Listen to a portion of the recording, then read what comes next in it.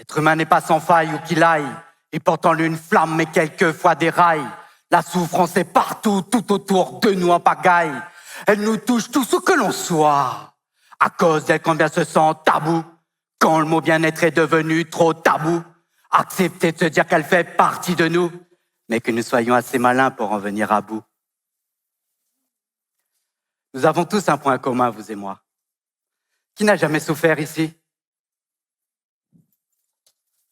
Vous voyez cette fleur? C'est une fleur de lotus.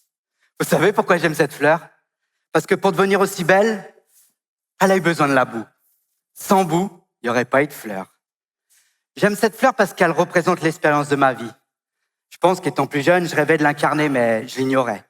J'ignorais aussi qu'un jour, cette fleur ferait partie intégrante de ma vie. C'est quand que vous avez souffert pour la dernière fois? Il y a 1 an, 1 mois, quelques jours, quelques heures? Pourtant, presque personne n'aime souffrir, n'est-ce pas? Au fond, nous désirons tous, vous et moi, vivre dans la joie et la bonne humeur, avec la paix autour de nous, oui ou non?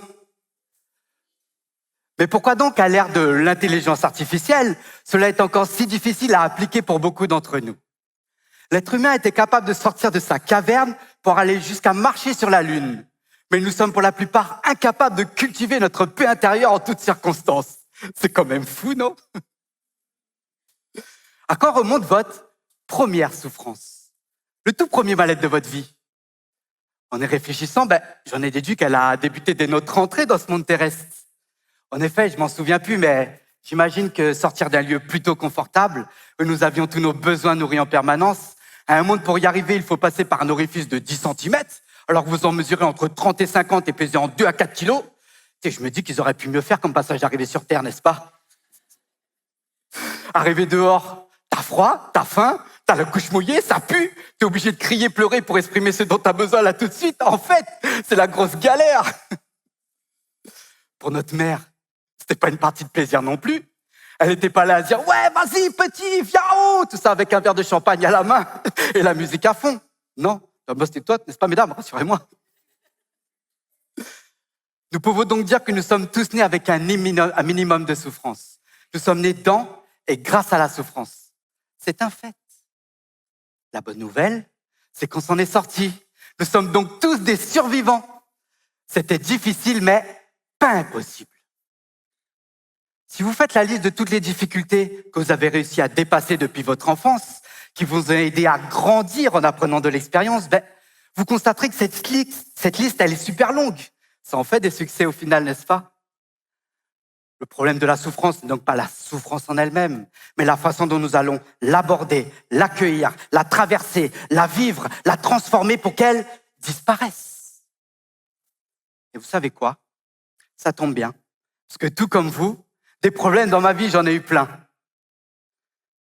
J'ai grandi en banlieue parisienne jusqu'à mes 19 ans.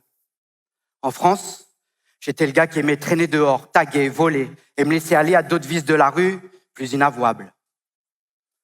À la maison, j'étais confronté à beaucoup de problèmes de communication avec mon père. Les coups de ceinture, les punitions ont fini par m'endurcir et m'ont poussé avec le temps à me rebeller et à défier l'autorité. Mais c'est pas vraiment ces coups qui m'ont le plus marqué. Le manque de mots a ancré en moi de nombreux mots. J'aimais tellement traîner dans la rue que je me suis véritablement retrouvé après notre dispute de trop. J'avais de la boue jusqu'au cou. Le temps de rater mon bac, histoire d'enfoncer le clou, de passer par un foyer d'accueil, et me voilà ramené par une énergie que je remercie chaque jour sur la terre de mes ancêtres, à l'île de la Réunion, une valise à la main et plein de rêves dans la tête. Au début, c'est vrai, j'ai pas mal galéré. J'avais rien mis à part ma barbe et mes cheveux longs. J'ai commencé par des petits boulots, comme entre autres nettoyer les vides des appartements de la fac, pour me rendre compte assez rapidement que la vue était plus jolie de l'autre côté. C'est ainsi que, malgré le peu de moyens dont je disposais, que j'ai décidé de retourner à l'école et que j'ai enfin obtenu mon bac pro avec mention et mon BTS les années suivantes.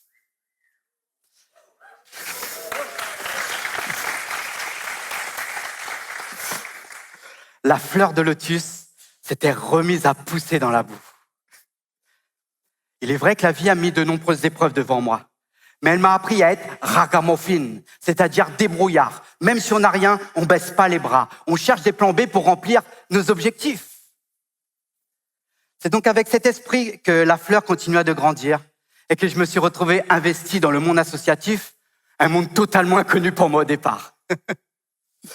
J'ai donc tout appris en me confrontant aux difficultés du terrain. Mais j'ai compris que la persévérance était l'engrais de la fleur.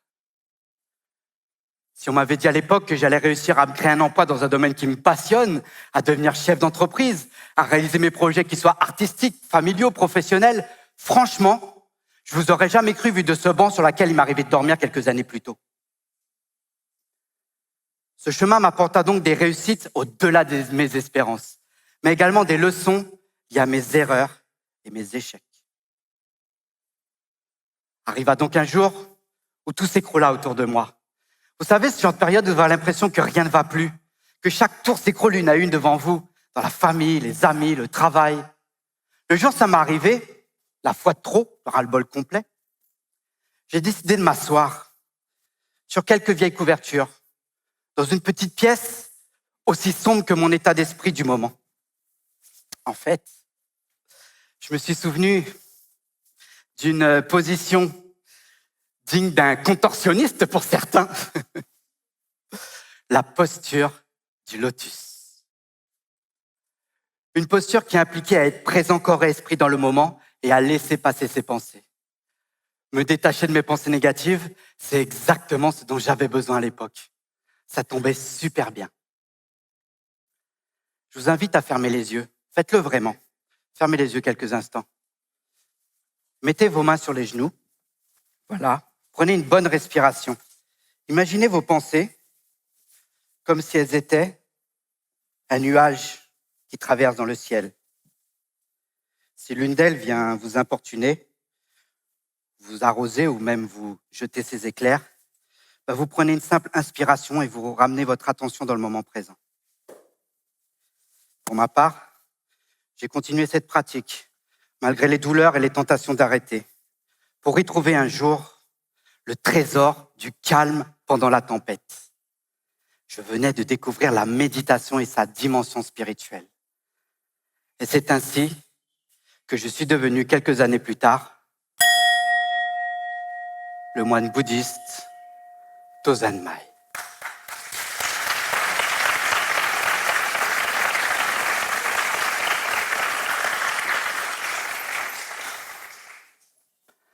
J'avais enfin compris que la paix sur Terre était difficile, mais pas impossible, et qu'elle commençait à l'intérieur de nous, là où se situe notre fleur.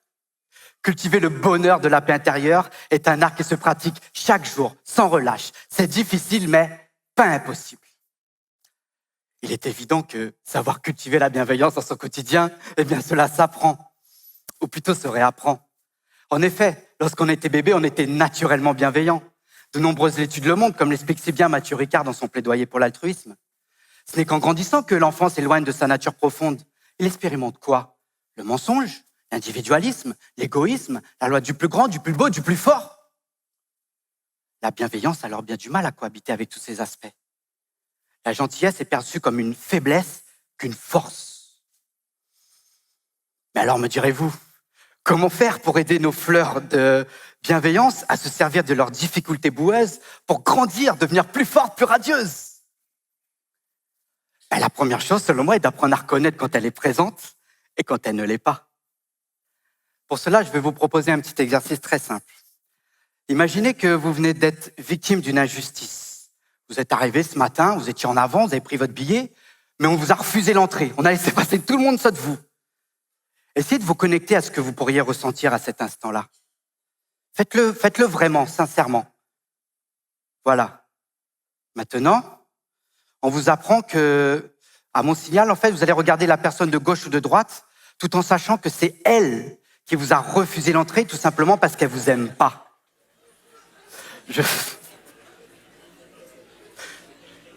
Parce qu'elle est branchée. Elle a des appuis dans l'organisation du TEDx. C'est pour ça. Allez-y, faites-le vraiment juste quelques instants avec le visage de colère, vraiment, Essayez de transmettre votre colère.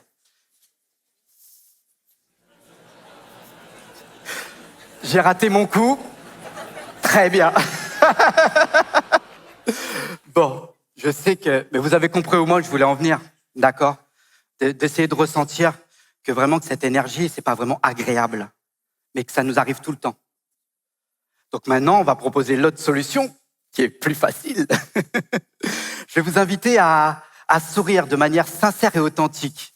En fait, un sourire qui est connecté avec votre cœur, qui donne et qui reçoit chaque jour sans rien demander au retour. L'idée est d'y mettre une intention bienveillante. Allez-y maintenant, lâchez-vous.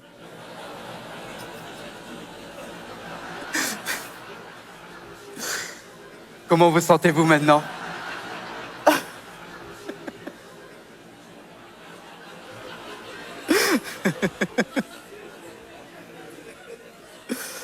Voilà. Okay. Je vous invite à de vous connecter avec votre chronomètre qui est situé au niveau de votre cœur. Mettez votre main, essayez de le ressentir quelques instants. Voilà. Il est en route depuis le début de votre création. Un jour, ce chronomètre s'arrêtera. Certains poussent le destin à le faire avant l'heure, mais d'une manière générale, on ne décide pas de la date d'épuisement des piles. Sans piles, plus de chronomètre. Maintenant, imaginez-vous à quelques instants de ce compte à rebours. Qu'est-ce que vous aimeriez voir derrière vous à cet instant? Une personne qui a su traverser les épreuves de sa vie, qui a appris à transformer ses souffrances en sagesse, ou une personne qui a subi la souffrance toute sa vie, s'est empêtrée dedans sans en tirer aucun enseignement? D'ailleurs, où en êtes-vous avec votre fleur de bienveillance? Est-elle bien présente dans votre vie? Si tel n'est pas totalement le cas, que pourriez-vous décider de faire pour aider ces graines à germer une à une en vous, mais également chez les autres, pour qu'ils puissent eux aussi, à leur tour, la cultiver? Est-ce que mon intervention ce ne sera qu'une intervention parmi d'autres pour vous divertir? Ou est-ce qu'elle contribuera à vous encourager à passer à l'action ou à continuer d'agir en propageant votre paix intérieure en toutes circonstances? On ne s'inquiète pas, messieurs, dames, ce n'est pas un striptease, je ne suis pas tout nu dessous.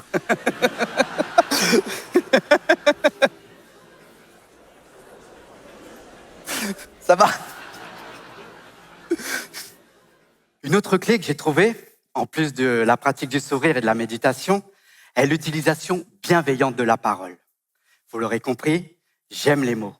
Mais j'ai appris qu'un mot a le pouvoir de blesser, parfois de tuer, mais aussi celui de soulager, guérir, redonner un sourire. C'est pourquoi il faut les utiliser soigneusement. Facile à dire, mais difficile à faire dans le feu de l'action, n'est-ce pas? Difficile, mais pas impossible. Vous savez quoi? Je suis allé à l'école pendant presque 20 ans, et ce n'est qu'il y a quelques années que j'ai appris qu'il existait une autre façon de communiquer, plus respectueuse, plus sereine, qui prend en compte les sentiments et les besoins de chacun, sans être forcément dans l'exigence, l'accusation, la critique, le jugement. Je me suis alors naturellement demandé, mais pourquoi on m'a pas appris cette langue quand j'étais à l'école? Ça m'aurait évité beaucoup de problèmes que j'ai pu rencontrer. Pour aider concrètement les gens à cultiver leur paix intérieure, j'ai donc décidé de créer l'Académie de la bienveillance avec mon équipe. Cette structure propose des outils pour aider le public à gérer les conflits, à mieux écouter, à s'exprimer de façon sincère et authentique, à se dépasser et également réaliser son projet de vie. Nous intervenons auprès de différents types de publics, avec une prédominance pour les jeunes en galère sur les terres arides du milieu carcéral, familial, professionnel, personnel. En fait, nous allons là où les fleurs de lotus ont du mal à éclore dans la boue. À l'issue de leur formation, s'ils valident leurs acquis, nous leur remettons le diplôme du positif combattant, qui symbolise leur engagement à être des artisans de la paix au quotidien. La rencontre avec ces milliers de personnes de différents horizons m'a fait prendre conscience d'une chose. Aucun être humain n'est vraiment mauvais ou même totalement bon. Chacun a un vécu, un caractère, un conditionnement mental dû aux diverses expériences de sa vie. Il y a des gens qui parfois tombent, mais qui font mieux avec les outils qu'ils ont à l'instant T pour essayer d'être heureux. Aujourd'hui, une seconde chose est certaine pour moi. Rien n'est figé. Le criminel d'hier peut devenir un bienfaiteur aujourd'hui s'il s'est mis en route et a appris à arroser ses bonnes graines. Si lui le peut, vous aussi, vous le pouvez. La bienveillance n'est pas réservée à une élite, elle nous concerne tous. L'idée n'est pas de devenir parfait, mais de s'améliorer un petit peu chaque jour. L'île de la Réunion, petite île française perdue dans l'océan Indien, est pour moi une fleur de lotus capable d'inspirer la planète à la bienveillance. Tout simplement parce qu'elle dispose déjà de ces gènes en elle. Les coups de fouet de l'esclavage, de la pauvreté l'ont jadis fait plier, mais elle a su se relever en transformant ces tonnes de souffrance pour devenir un exemple mondial du vivre ensemble.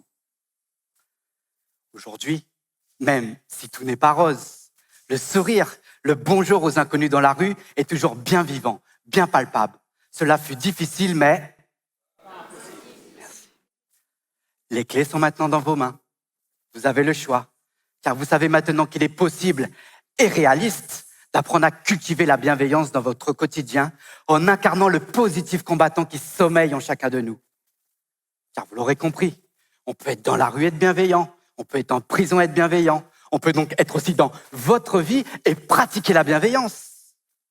Et comme l'avait si bien dit Gandhi dans son temps, commencez par changer en vous ce que vous voulez voir changer autour de vous et incarner ce changement. C'est tout ce que je vous souhaite. Merci.